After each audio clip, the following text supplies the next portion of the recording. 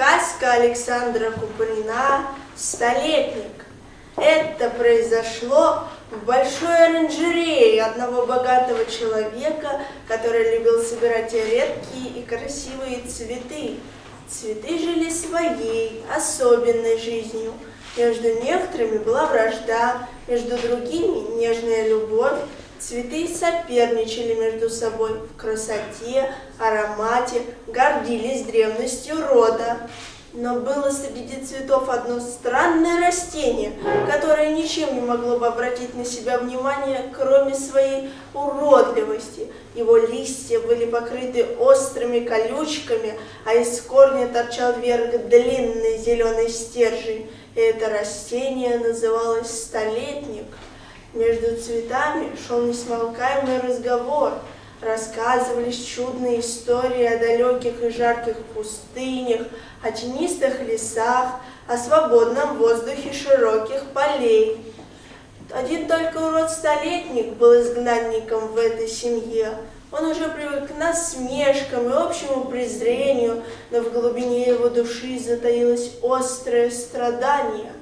Однажды летним солнечным утром в оранжерее распустился цветок редкой кашмирской розы с черным бархатным отливом на сгибах, удивительной красоты и чудного запаха.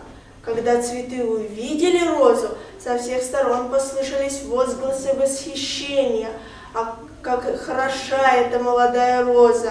Она будет лучшим украшением нашего общества. Это наша царица.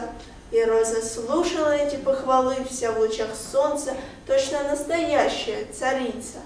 И несчастный столетник взглянул на Розу и затрепетал от восторга. «Ах, как ты прекрасна, красавица!» – прошептал он.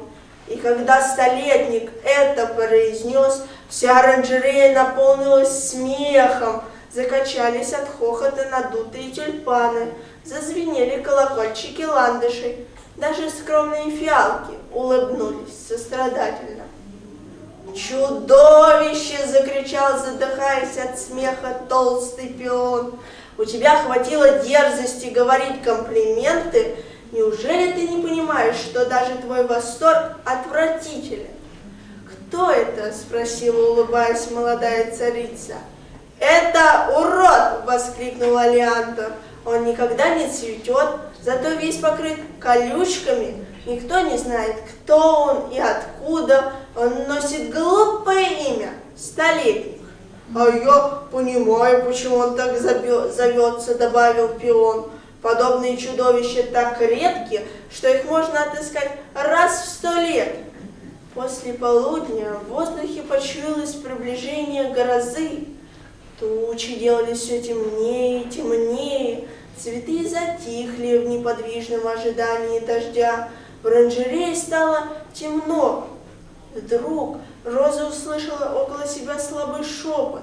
«Выслушай меня, царица, это я, несчастный столетник. Ночная темнота и гроза делают меня смелее. Я полюбил тебя, красавица, не отвергай меня». Но Роза не отвечала ни слова. «Я открою тебе мою тайну», — продолжал столетник. «Моя родина в девственных лесах Африки, где непроницаемые сети лиан обвивают стволы тысячелетних баобабов. Раз в 100 лет я расцветаю, только на 3 часа, и тотчас же погибаю. Но от моих корней вырастают новые побеги, чтобы опять погибнуть через 100 лет». Но Роза, отвернув свою красивую головку, молчала. «Милая Роза, я отдам тебе свою жизнь. Утром, когда первые лучи восходящего солнца...» Но в это мгновение гроза разразилась с такой страшной силой, что столетник должен был замолчать. Утром, когда гроза утихла, в оранжерее раздался громкий треск, точно от нескольких ружейных выстрелов. «Это расцвел столетник!» — крикнул садовник и побежал будить хозяина. Собравшиеся молча любовались редким явлением.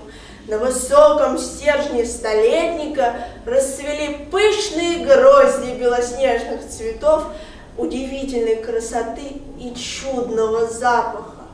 Все цветы в изумлении смотрели на это чудо, а царица Роза поникла своей благоухающей головкой, с которой будто слезы стекали капли утренней росы.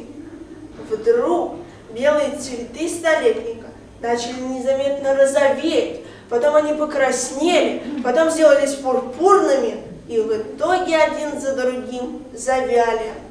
Когда взошло солнце, столетник погиб, чтобы опять возродиться через 100 лет.